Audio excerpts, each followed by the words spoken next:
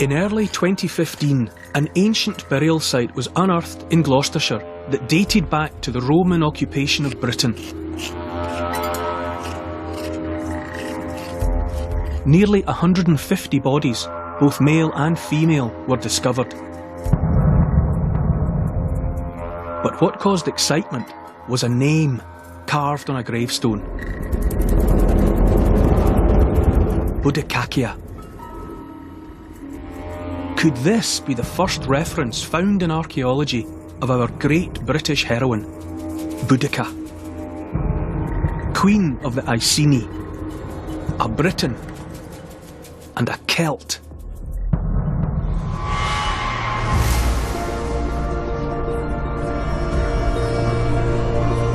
In Britain, we're never far from our Celtic past. The Celts seem to belong to a shadowy, wilder, more primal time than anything in more recent history. But much about their origins, beliefs, and ultimate fate remains a mystery.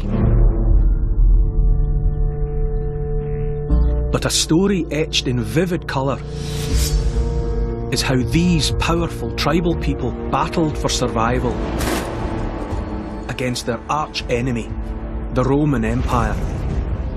From the first Celtic raiding parties that rampaged through ancient Italy, to Julius Caesar's campaign in Gaul, and the Celts' last stand under Britain's warrior queen, Boudica. One of the greatest cultural conflicts that still defines our world today and reveals Europe's most enigmatic ancient people.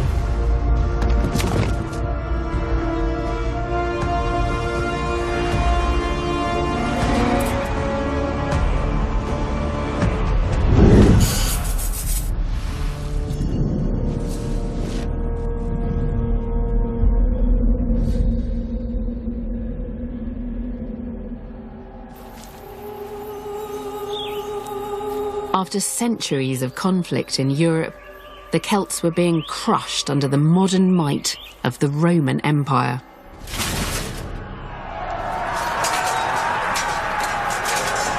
In 52 BC, Caesar and his legions finally defeated Vercingetorix, leader of the rebellion in Gaul. Classical Rome was now at its peak, shaping the world around its own image of civilization and laying down a Roman legacy.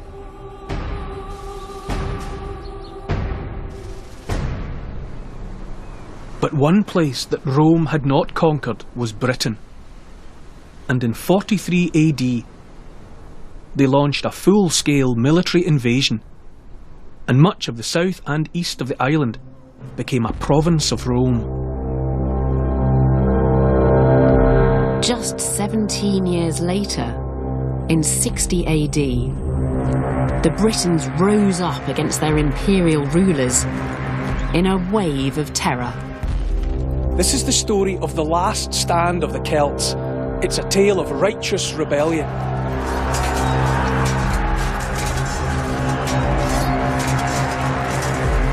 But most of all, it's the story of a formidable warrior queen, the first great British hero, Boudica.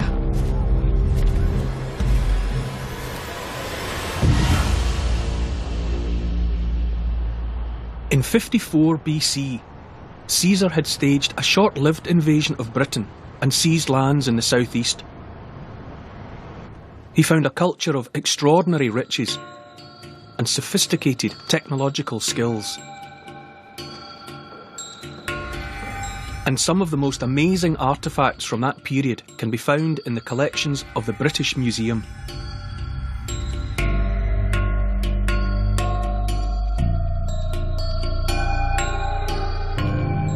This wonderful treasure is just part of the Snettisham hoard, which was discovered in a ploughed field in Norfolk in the late 1940s.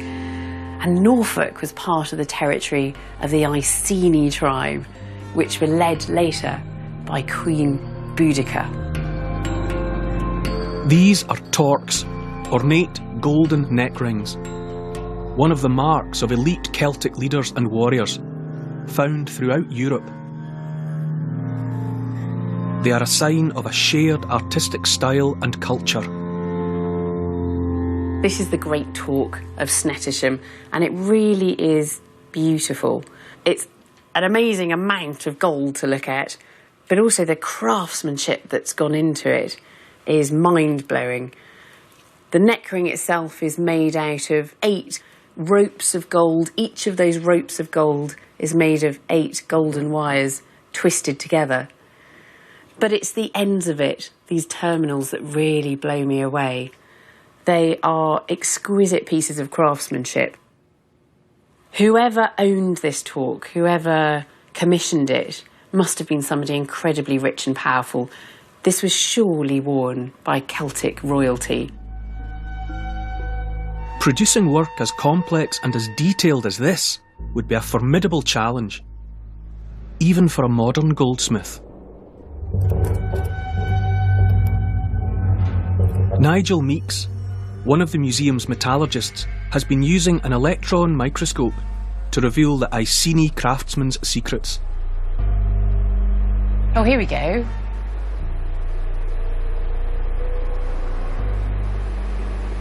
It's just extraordinary. It's amazing detail.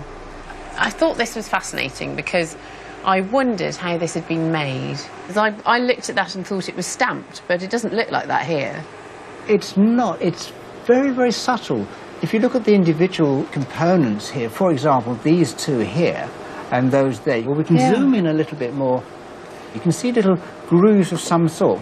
You chase the metal with them, it'll have tap, tap, tap, tap, and that will give you the little ridges you see. Every time it moves a little bit, it makes a little groove there. I'm amazed at that because this is absolutely minute. I mean, if we think that this is 3 millimetres across here, yes, each one of these little gouges is, what, half a millimetre? Less than half a millimetre? Yes, that's right. And you know that each of those ridges is somebody hammering that tiny little chisel. This is the magic of metalwork.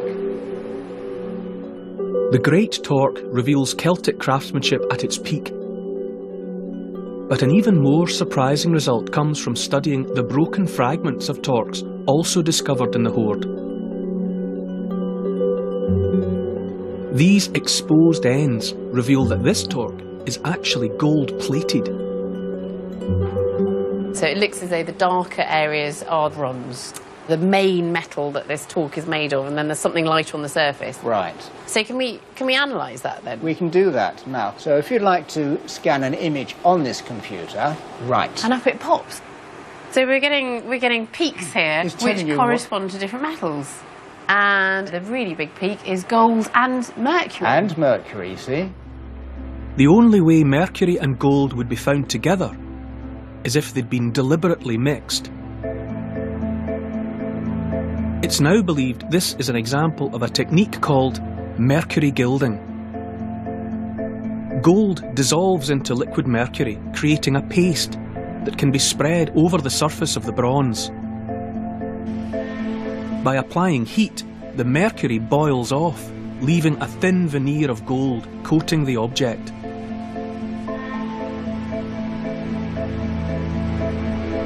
But mercury ore is not found in Britain, and it's believed to have come all the way from Spain. As well as being extremely sophisticated craftsmen, the Iceni and many tribes like them had long enjoyed ancient trading links stretching along the Atlantic coastlines of Europe and into the Mediterranean world.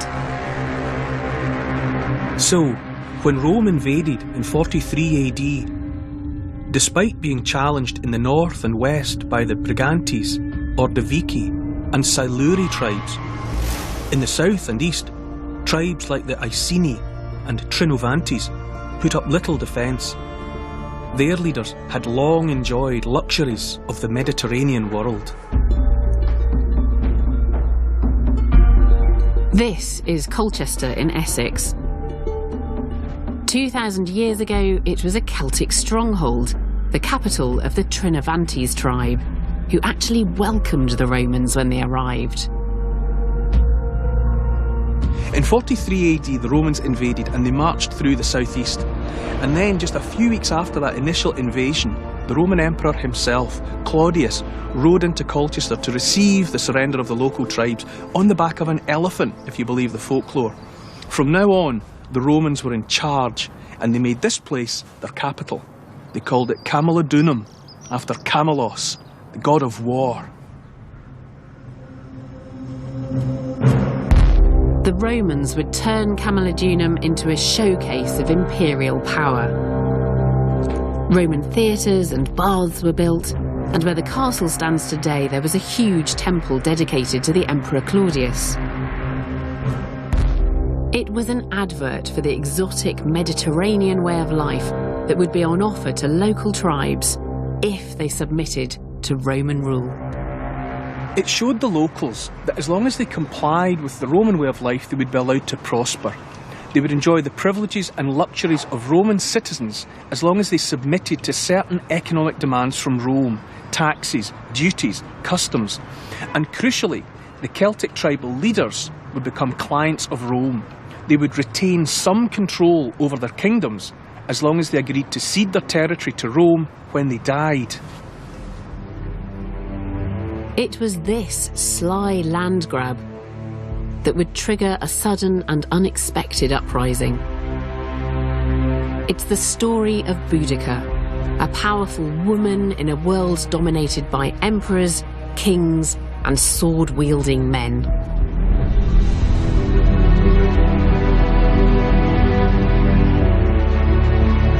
Victory for Boudica could have changed British history forever, leading to a very different heritage of the land we inhabit today. The red-headed, chariot-riding Celtic queen. Our image of Boudica is an indelible part of our cultural history. But the story of Boudica has grown much bigger than the brief references to her in Roman histories. Everything we know about Boudica and her Celtic rebellion comes from just a few pages of Roman writing. This is the Annals of Tacitus, which was written in the early part of the 2nd century AD. And when Tacitus was writing, this was about 50 years after the Celtic rebellion, he was writing about events that happened within his own lifetime. And the passages take us right to the heart of one of the most dramatic showdowns in British and Roman history. Boudica herself strides onto the scene following the death of her husband, the king of the Iceni, Prasutagus. Deep within Tacitus's annals, we read that the king of the Iceni, Prasutagus, a man renowned for long opulence, had made Nero his heir with his 2 daughters.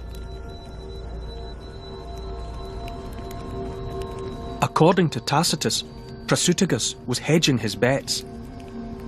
He had acknowledged his obligation to Rome by leaving half his kingdom to the Emperor Nero. But he was also keeping the rest of his lands within the family that he bore with his wife, Queen Boudica. He was protecting the future of the Iceni.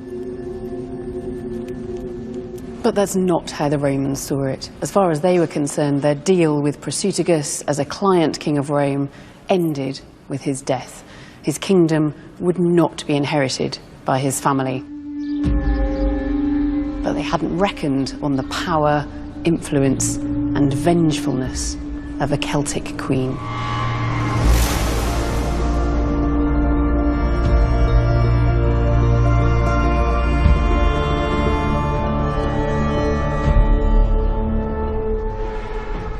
The story of Boudica is a compelling one, and it's partly because we just haven't heard about Celtic women from the Roman historians before. It's all been about the men, the warriors, fighting and drinking.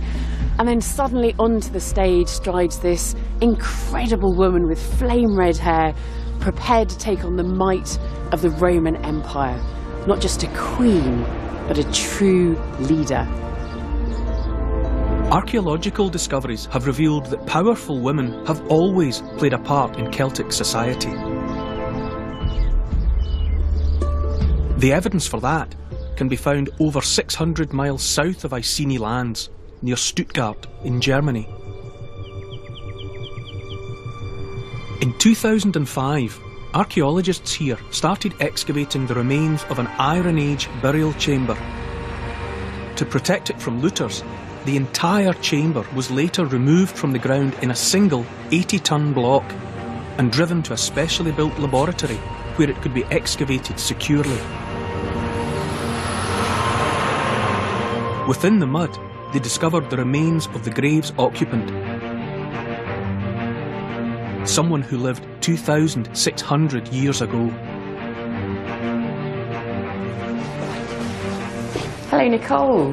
Dr. Nicole Ebbinger-Rist is the project director. I can immediately spot some human remains anyway, so there's teeth and a skull there. Yeah.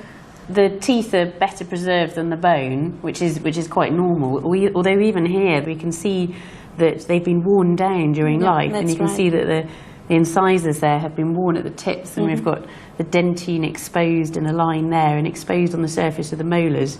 So I would say that this is a young woman. Does that fit with your assessment so far? Yeah, because we know she's around 30 years old, so yeah. And we've got some bones of the arm just here. Yeah, it's the right arm. Pretty badly preserved, actually, doesn't it? The woman became known as the Bethelboul Princess because within the mud, Nicole and the team found more than just human remains.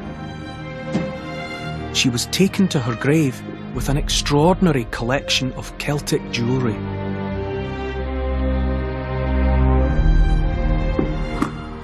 And it's gold. 2,600 years old. Look at that.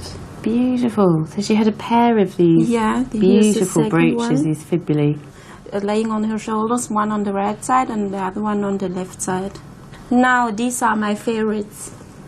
Beads. Gosh, it's incredibly fine work, isn't it?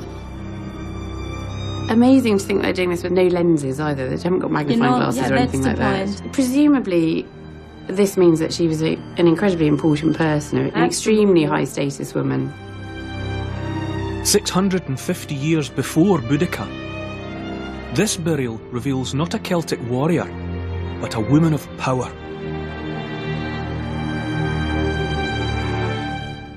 We just tend to think about Celtic chieftains or kings, and here we're seeing that there were very important Celtic women, queens or princesses or whatever you want to call them.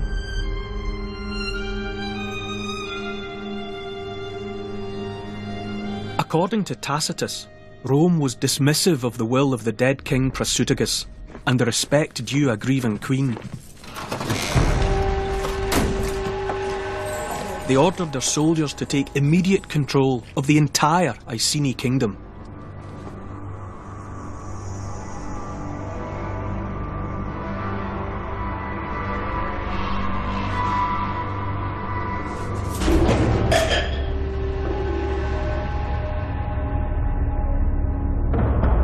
When Boudica objected, the Romans were quick to show they were in charge.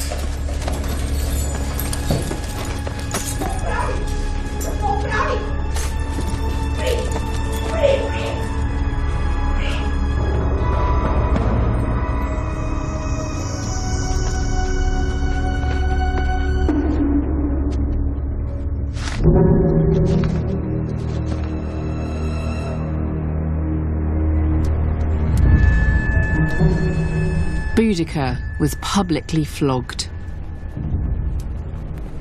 and her daughters were raped.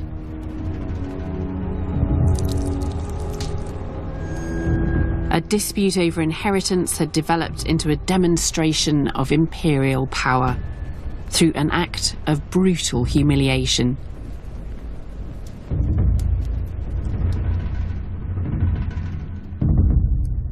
Boudica became determined to extract revenge for her family, her tribe, and the entire Celtic world.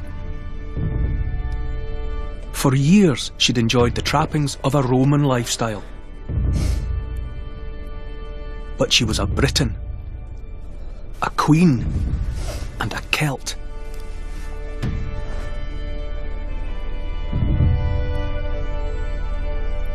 To restore Iceni pride and reclaim its ancestral lands, a Celtic rebel army would have to take on the most powerful military force on the planet. Our history rested on a knife edge as Britain faced the possibility of a very different, very Celtic future.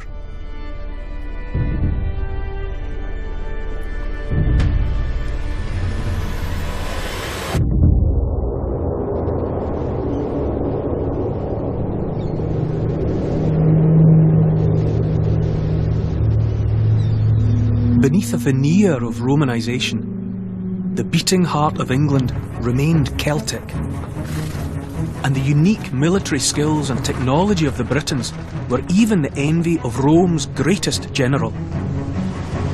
When Julius Caesar arrived on these shores in 55 BC, he was confronted with a type of fighting that he hadn't encountered in any of his battles on the continent. The British had devised a new form of mobile warfare.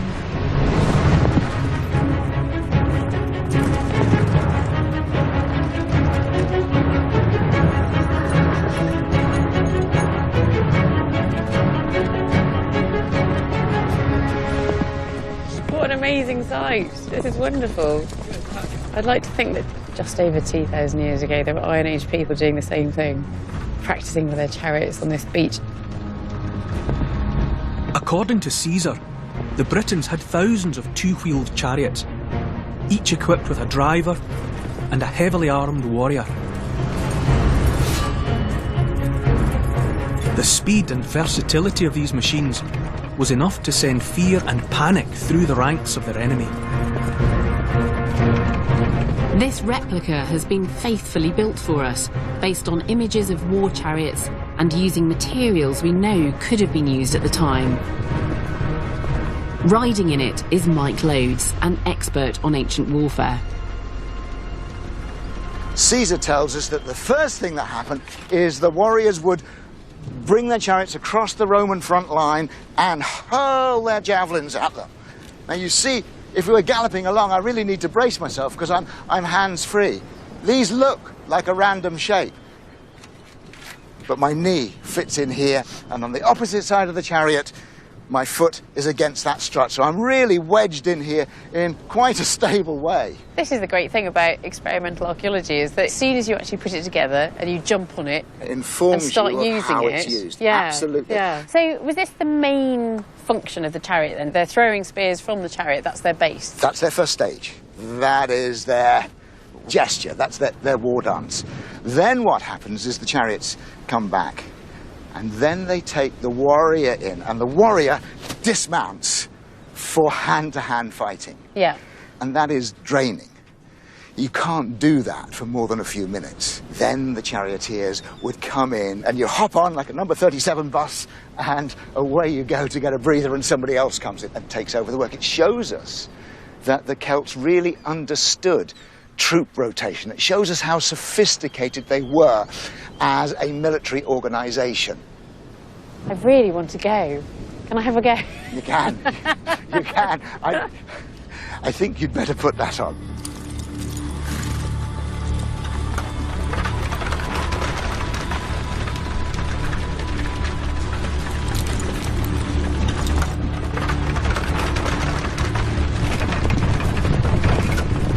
Oh, you can't help but think of Boudica when you're on a chariot like this. It's fantastic.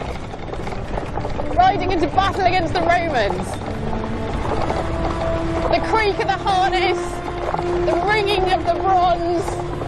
This was the sound of the Celts going to war.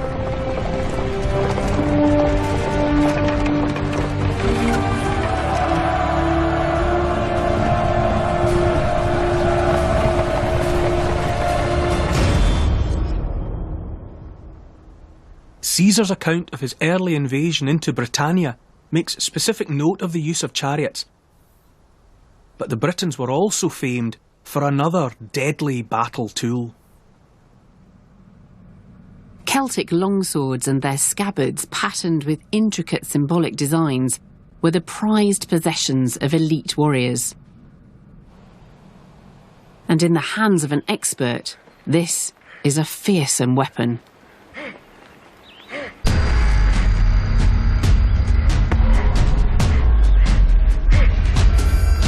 Andy Dean from the Royal Armouries has been practicing for decades.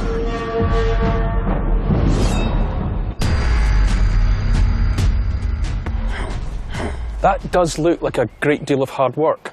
It is, yeah.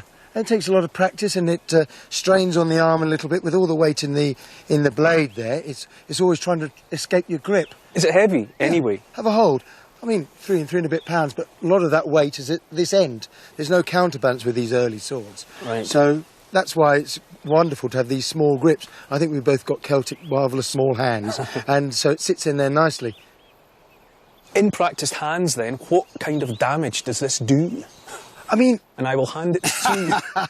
Well, I mean, this is a good facsimile, a pig carcass. It's very similar to an adult human being. Now, this sword may well be able to slice through the whole carcass, certainly if you start with the spine and come through, but you've still got that thrust that would come through and out the other side fairly easily. And that's all she wrote. And, I mean, that wasn't any effort at all. And, of course, if with the cuts, I'm come down at an angle, the sword drawing through as it leaves. So it's not like it's not an axe. No, chopping. not at all. It's slicing. Yeah, you don't use it like a rounder's bat. You use it in a sort of drawing motion.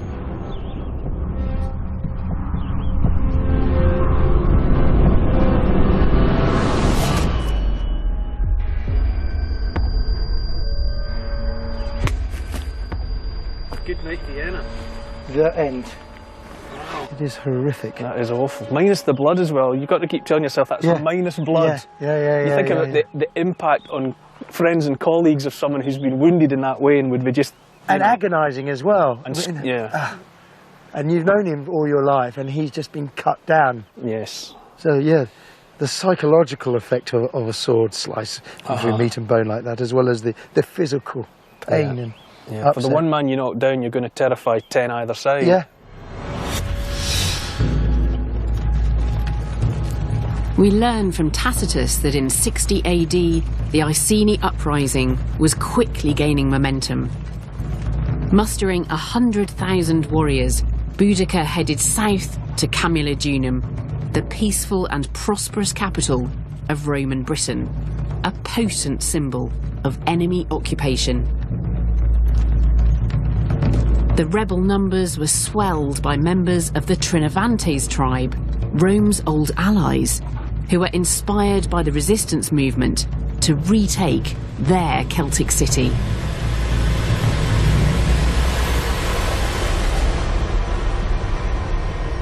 Boudica waited until nightfall before attacking.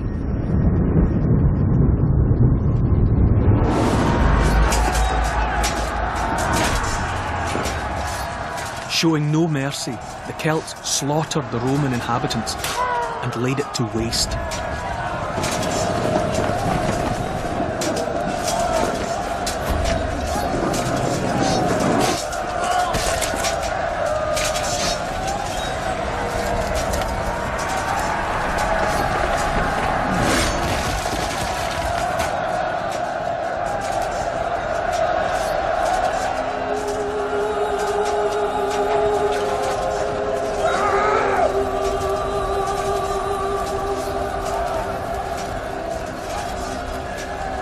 Now, 2,000 years later, archaeology is revealing the true extent of that attack and the widespread destruction as Camulodunum was razed to the ground.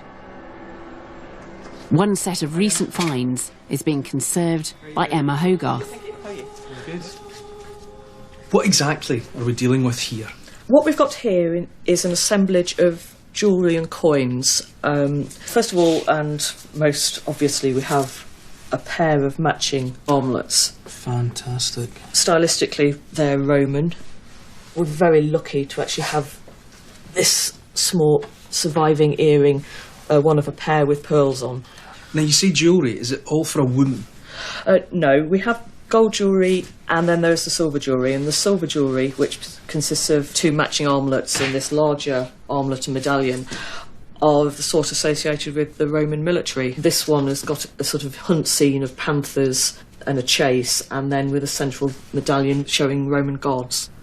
The panther motif on it sort of suggests an award for valour. So are we talking about a soldier or a fighting man? At the time of the Boudican revolt, Colchester had become a town where Roman legions retired to, so the population was Roman legionaries and their wives who were hopefully wanting to enjoy a slightly quieter retirement after their military service. So it's veterans rather than active fighting men? That's what we assume, yes.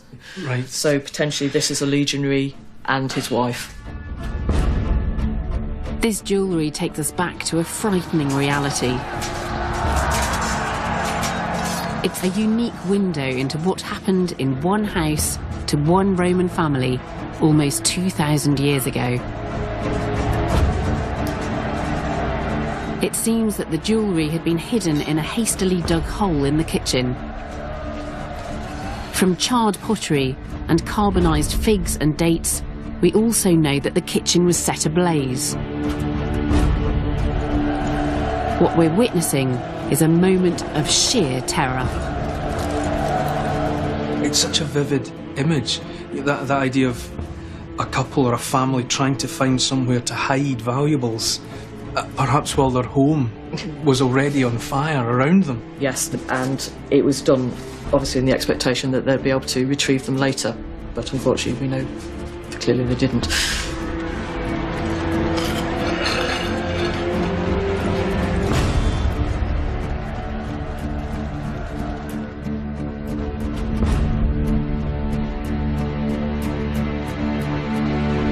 This assemblage of material, the hidden jewellery and coins, it tells such a vivid human story of a traumatic and violent event.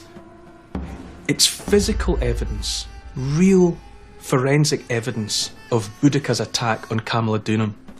And as well as bringing history to life, it also verifies the account of the attack that was recorded by Tacitus.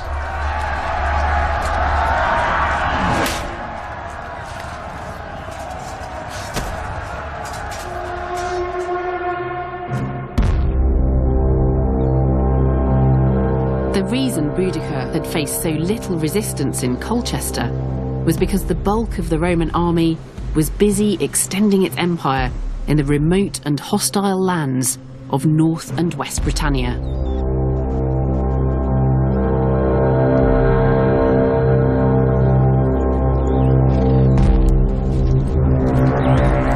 According to Tacitus, the Roman governor of Britain, Gaius Suetonius Paulinus, had led his own legions on a special mission to the remote island of Mona, modern-day Anglesey.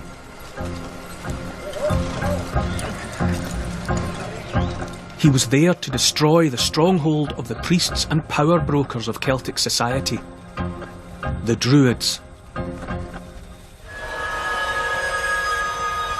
The Romans saw the Druids as a dangerous element in Celtic society.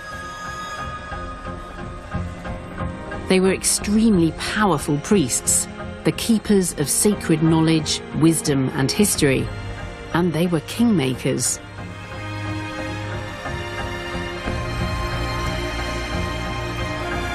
The Druids were the spiritual glue that bound Celtic tribes together in shared belief.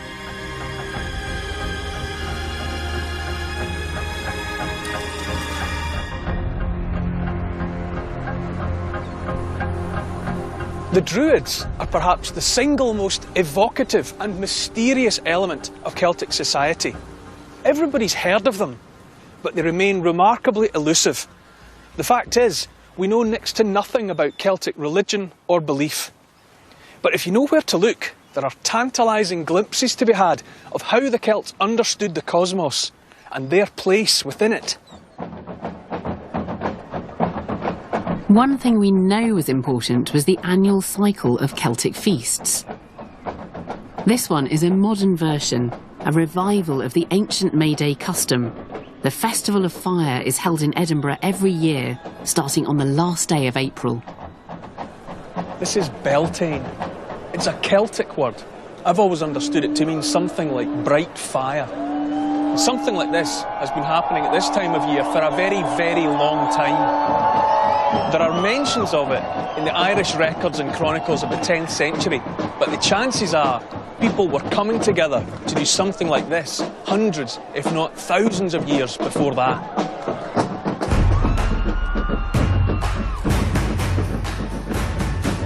In this dance of the passage of the seasons, the May Queen, representing summer, confronts and defeats the Green Man of winter, using the power of fire to reinvigorate the year.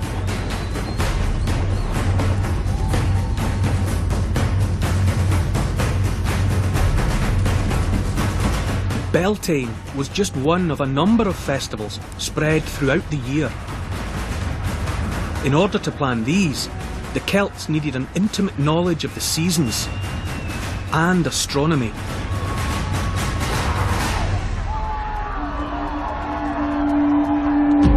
Thanks to a unique discovery made in France a century ago, we now know far more about how the Celts understood and marked the passing of the year.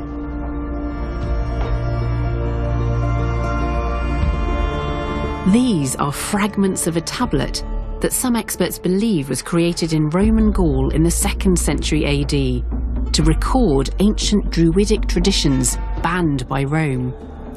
And this is a reproduction, a photograph of all that remains.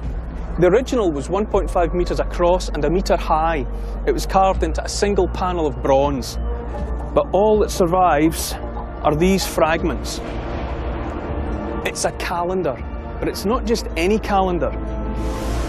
Each of the large words is the name of a lunar month in the Gaulish language, but spelt out in Latin letters.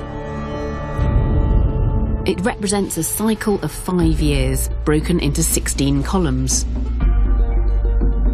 What we're seeing is the way in which the Celts made sense of their year and punctuated it with feasts, because close by the names of the months is the little word evos, which means feast.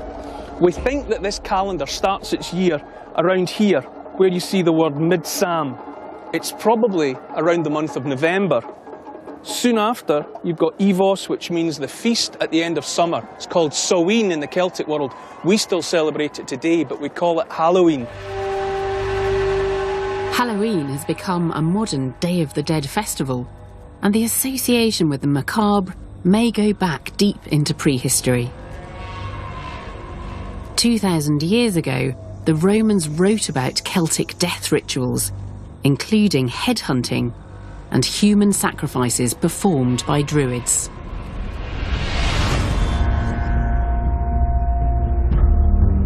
One place where evidence for such gruesome practices has emerged is a Celtic land that Rome never subdued. Hibernia, Ireland. Wetlands like these were once sacred. And it's here that we still find the remains of ancient Iron Age beliefs and human sacrifice.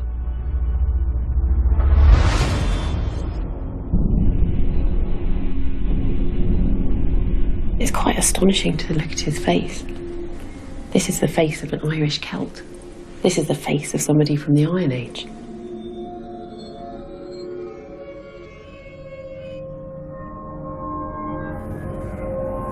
It seems that he was hit in the face with a blunt instrument, an injury which could have knocked him out, could even have killed him. But there are more injuries to the back of his head, injuries that look as though they've been created by an axe. Iron Age bodies discovered in the bogs reveal ritualistic activity. Not wanton violence, but something calculated and symbolic. Holes cut in arms containing twigs of hazel. Nipples that have been almost completely sliced off. And there are clues which suggest that these victims weren't ordinary Celts. They were special. We can tell that he was probably somebody of high social standing. And the reason that the archaeologists believe this is that when we look at his hands, they're very smooth. There's no callus or roughness here. He didn't use his hands to make a living. His fingernails are beautifully trimmed.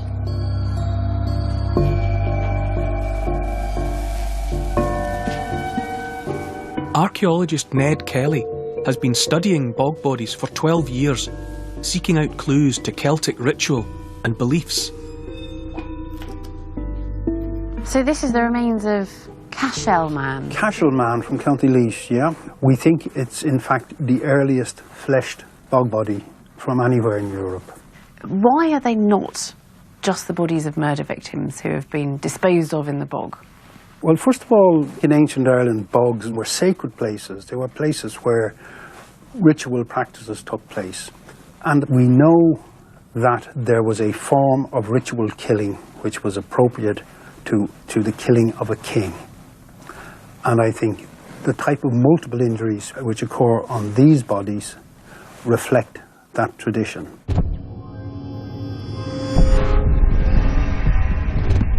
Decapitated, then sliced right through, killed, and then symbolically killed again. This was a Celtic sacrifice of a chief or a king. And forensic archaeology is suggesting that such ancient rites were seasonal.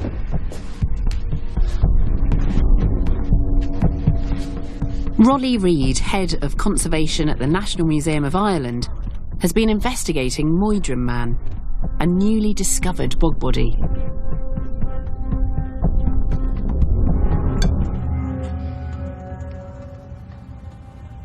So, Rolly, what is this object that you have so carefully extracted from the innards of this bog body? We think that it's probably a sloe stone, and it's just come from this area here of the bog body.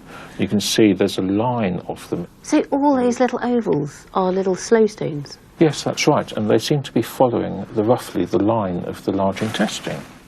I mean, that's hundreds of sloes. Hundreds and hundreds of them. I've actually done a count of the X-ray. There's at least 300 there. Now, this is a bit peculiar, isn't it? Because I've tasted a sloe and it wasn't very nice. I mean, they're bitter, sour little plums, aren't they? They are, yeah. So what is happening here? Why is somebody eating a meal of hundreds of sloes? Nobody's going to ingest 300 sloes, no matter how hungry they are. I think we can say this is a ritual meal. First of all, the sloe ripens at the end of October, the beginning of November. That is the festival of Samhain. Halloween. Modern Halloween.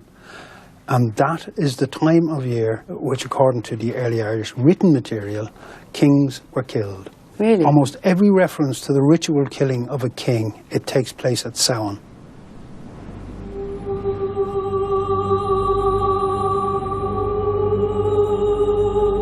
Scientific evidence from Irish bog bodies suggests that the Romans were right to be wary of the untamed lands to the west. Roman histories are full of lurid stories of bloodthirsty Celtic rites and human sacrifice, overseen by Druids. The Druids, they believed, were the embodiment of a brutal culture, people who encouraged insurrection and desired Celtic independence. No wonder Paulinus felt compelled to march to Mona, the island of Anglesey, to put an end to them. And he did, with ruthless efficiency.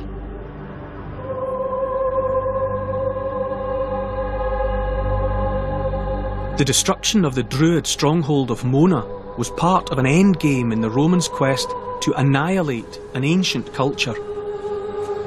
They wanted no one to be in doubt as to who was in charge, or that the Roman view of civilization had triumphed over the barbarian Celt. It had been less than 20 years since the Roman invasion of Britain. In that time, they had built cities proclaiming their imperial might, cities that still exist today. But in leading his armies north to destroy the Druids, Paulinus had left these cities largely undefended. After Camulodunum had been razed to the ground, Boudica's army continued its rampage in the Roman port and commercial centre of Londinium. After London, it was the turn of the municipal town of Verulamium, now St Albans. Throughout the south and east, Romans were terrorised, ritually mutilated, and their cities burned. Tacitus estimates that 70,000 people lay dead. According to the traditional history, all this was triggered by the Romans' brutal treatment of the Iceni queen and her daughters. But there may be much more to the Celtic rebellion than this popular story of personal vengeance.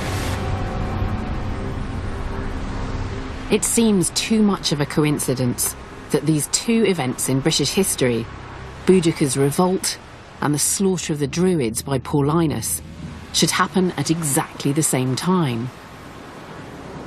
The Boudican revolt involved an alliance of tribes, but it might not just have been about the treatment of the Iceni and their queen.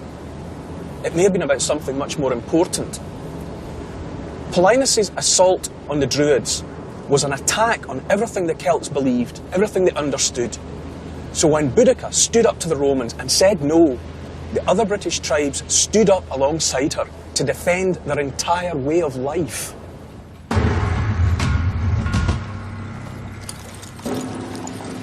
It wasn't until the Celtic insurrection was well underway that news reached Anglesey.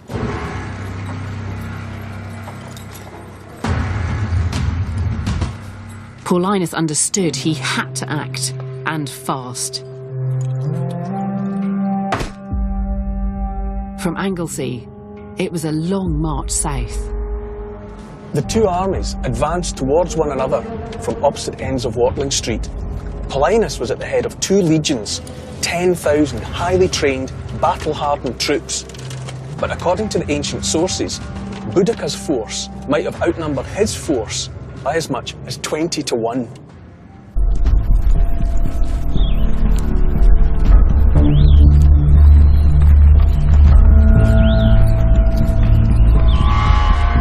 The scene was set for one of the most important battles in the history of our islands. At stake was the fate of Britain and the future of Roman rule in this outpost of their empire. The two powers met for a final showdown that today is known as the Battle of Watling Street. No one knows the precise location of the Battle of Watling Street, but one favoured location is here, on the slopes above Manchester, northeast of Birmingham. Ancient military expert Mike Loades has been studying the tactics of the battle. The only way Paulinus could stand a chance of facing a big army is in terrain like this. If he's got the smaller army, then his big fear is being outflanked and being attacked in the rear. Here, he's surrounded by trees. Woodland with thick bramble. Men cannot move quickly through there. Horses cannot move quickly through there. And we're told he was at the top of a slope, so he's got the advantage of height. The attacking army has got to work to come up the slope. It's much easier to repel them down the slopes. Tacitus tells us the Britons entered the battleground full of confidence. They massively outnumbered their enemy and knew that this was their chance to finally defeat the Romans for good. If beaten, the Romans knew they had little chance of escape.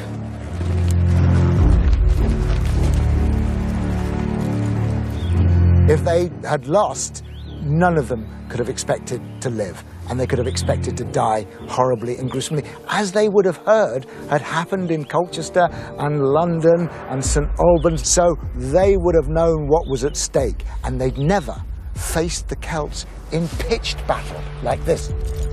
400 years of conflict between the Celts and the Romans were about to come to a head.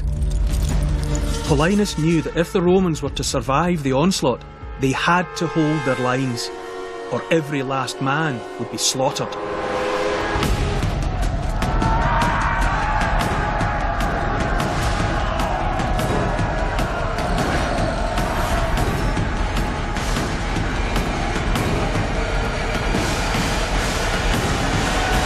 There's a wave of angry men. Angry big men. Okay. That shields a Celtic warrior, and that will have a similar momentum of a Celtic warrior rushing at you, and you get to kill him.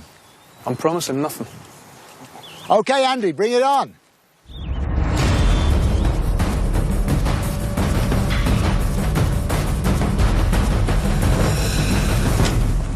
Look at that. He's down. The man's down. He is. And look what's happened. This is the interesting bit. It won't come out because of that head design. It's got a kind of a barb. It's got a barb. Now, if I'm holding this shield, it could have gone through enough to kill me. Yes. If you were strong. But if not, I've got this. I can't get it out. That's stuck in the ground. What am I going to do? You throw away the shield. So you're now half the man you used to be. I am now half the man I used to be.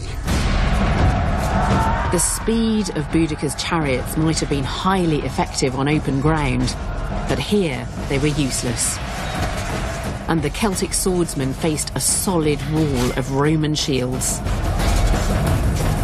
You must not step out of line. So in unison, to a rhythmic beat, they used the shield to barge the person opposite them, but then stab at the person diagonally. And it doesn't matter if you don't kill them.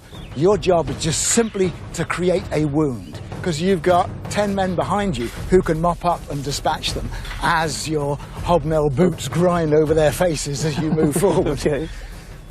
That's great, stepping in with your shoulder. Now, do not make another step or you'll break line. Okay. All of you have stepped that one step. Okay. Good. Let's now see if you can drive us back down the field. Boom, stab, crash, stab, smash, stab, barge, stab, crash, stab. Come on, man.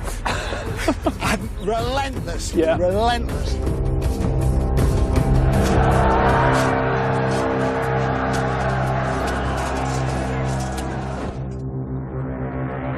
Tacitus tells us what happened next. The rest of the Britons turned tail, but their escape was blocked by their own wagons, and the Roman troops didn't refrain even from the slaughter of women, while pack animals that had been run through with spears increased the pile of corpses.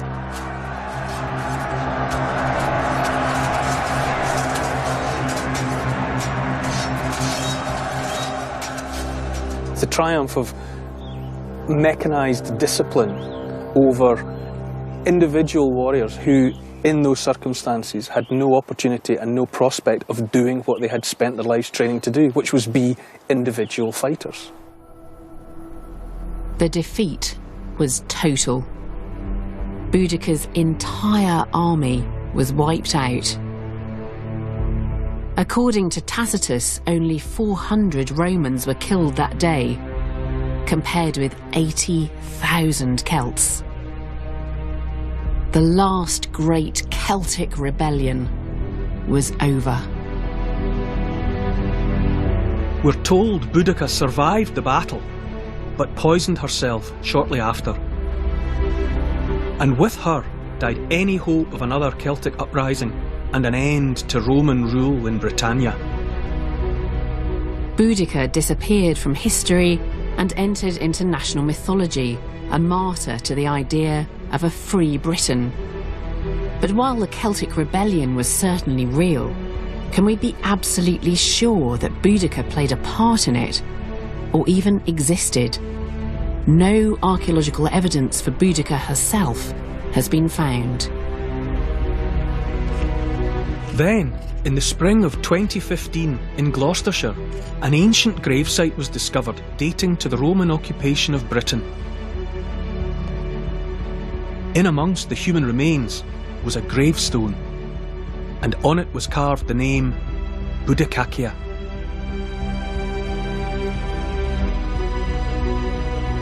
Underneath the stone lay a skeleton. Could this finally be evidence of Britain's great warrior queen?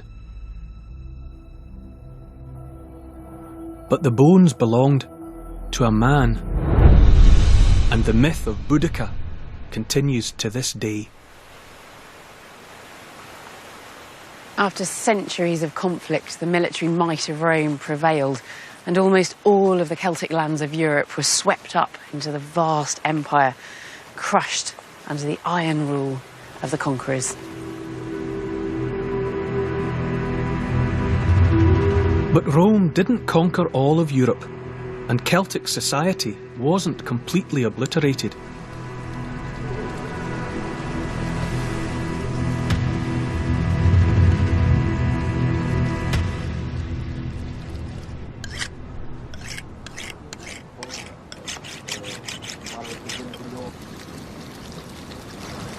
Neach tú go háir in téanúir chuneir?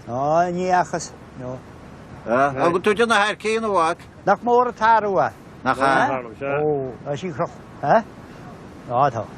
This is Spiddle, on the west coast of Ireland.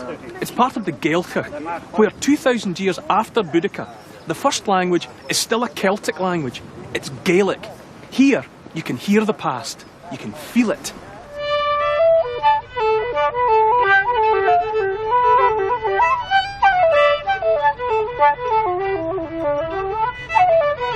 Across the fringes of Europe, in Ireland, Scotland, Wales, Brittany and Cornwall, the language of the Celts, their most important legacy, lived on.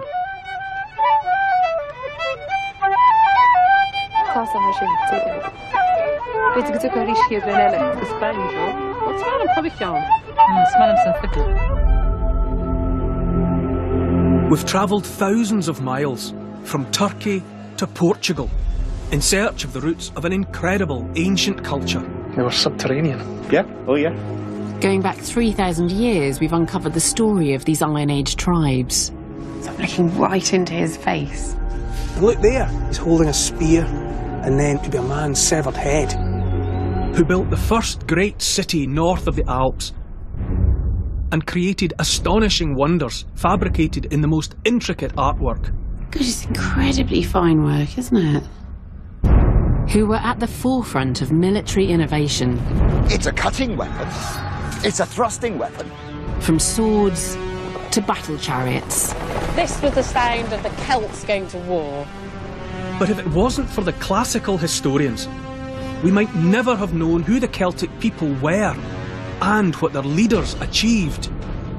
How Brennus defeated Rome. How Vercingetorix defied Julius Caesar. And how Boudica reignited the spirit of Celtic rebellion. Together, we've discovered a remarkable story of our Celtic past.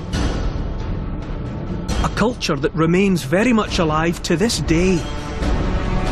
A Celtic spirit that burns deep within us as part of our world.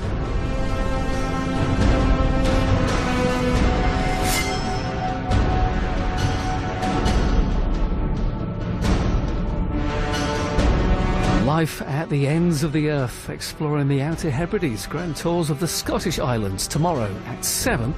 Next round, Dara O'Brien didn't want you to see things you wouldn't hear on a science documentary. It's Mock the Week.